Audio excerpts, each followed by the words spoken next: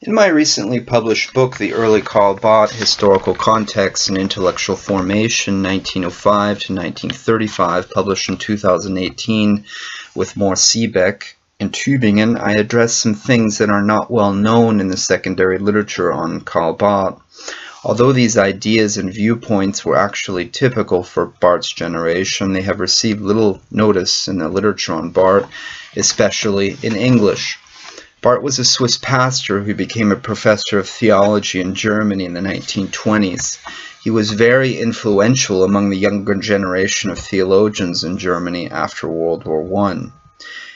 In this book, Barth is presented in his socio-political, cultural, ecclesial, and theological context from 1905 to 1935. The time period begins in 1905 as he began to prepare for a speech on the social question. It ends in 1935, the year he returned to Switzerland from Germany. Barth's intellectual development was deeply connected to the socio-political shifts in the first part of the 20th century. His earliest work shows his adoption of pan-Germanic romantic nationalist ideas, including the idea of a unique German destiny for all of humanity, and many disparaging racist views. He taught young people in his confirmation courses that people with African backgrounds, the Nega, are little intelligent and that they live on a lower level and are even inferior to the Europeans. Those are citations. The new nationalist and socialist themes of a strong state also emerge in Barth's early work, in which he connected religion and the fatherland. In Barth's early work, he claimed that the people of Israel as a people has long passed and it will not return. He writes very disdainfully of an earthly Jerusalem, claiming that its honor is only in memory. He claims that Israel's special place in God's plan for the world is over.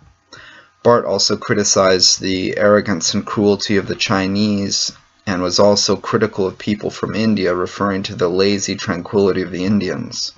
Those are citations. In the 1920s and 1930s, Barth offered an explicit defense of ethnically charged, folkish thinking. He saw the ethnic identity, or Volk, as a living reality which was ethically relevant and an order of creation. Barth argued that Christians should be loyal to the nature of their Volk and their Volk's way of thinking. He claimed that Volkstum is a framework for action and a criterion. Barth argued that people belong by virtue of their blood closer to some people and further from others. The early Barth was critical of historical relativism, liberalism, and individualism, and the new streams of thought around Ernst Troeltsch. For a period of time, Barth became a radical socialist. During World War I, he claimed that a true Christian must be a socialist.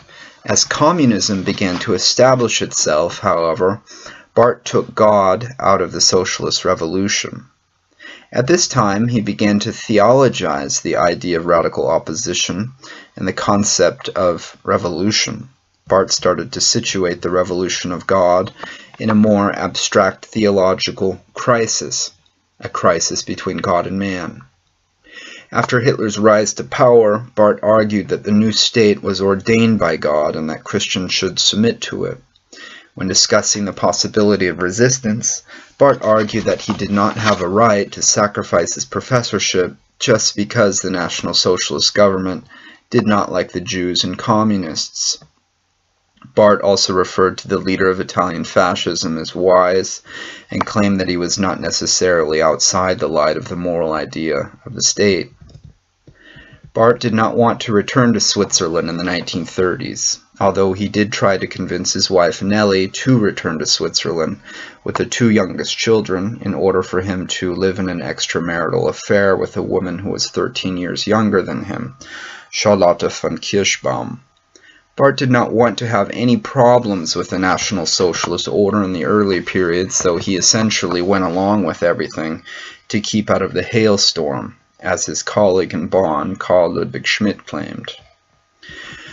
Barth eventually endorsed the unconditional oath to Adolf Hitler with reference to an interpretation of it, while in Germany he promoted a radical interpretation of the Church.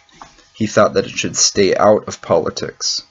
Nevertheless, he also claimed that it should be free to say what the National Socialist propaganda minister, Joseph Goebbels, says, or something completely different.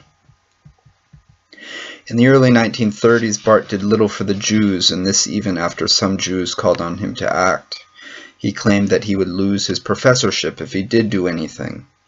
Barth also put the Jews in a negative light on many occasions. Early in his career, he criticized the legalism of Judaism. In the 1920s, he described the Jews as uncannily or weirdly moved. Even in the 1930s, he was still using pejorative language to refer to the Jews, such as little Jew. In National Socialist Germany, Barth argued that the Jew question did not belong in the pulpit, even though he did claim that Jesus was a Jew. In the later 1930s, Barth was still rejecting a liberal solution to the so-called Jew problem. Barth became an important figure in the resistance to the German Christians in National Socialist Germany. This was not a resistance to National Socialism itself, but to a certain form of ideological Christianity that wanted to unify the faith with fascist political ideology. Barth also opposed the introduction of the Aryan paragraph into the Church. While it is true that Barth supported the confessing church's resistance to the German Christians, this challenge to the German Christian ecclesial movement has been wrongly associated with a challenge to National Socialism. Barth, and the National Socialists who supported the confessing church, did not see their challenge to the German Christian theology or ecclesial movement as a challenge to National Socialism itself. Later, in 1935, Barth moved to Switzerland and became more critical of National Socialism. Everything that I just mentioned was relatively typical for Barth's generation. Much of this relatively typical material is nevertheless absent from the secondary literature on Barth. In my book, I seek to present Barth in his historical background and also include these problematic dimensions. Barth's call to resist an invasion of National Socialist Germany into Switzerland and into Czechoslovakia in the later 1930s and 1940s and early 1940s are indeed very impressive moments in his biography. Yet this position only emerged in the mid and later 1930s and should not be read back onto his earlier period.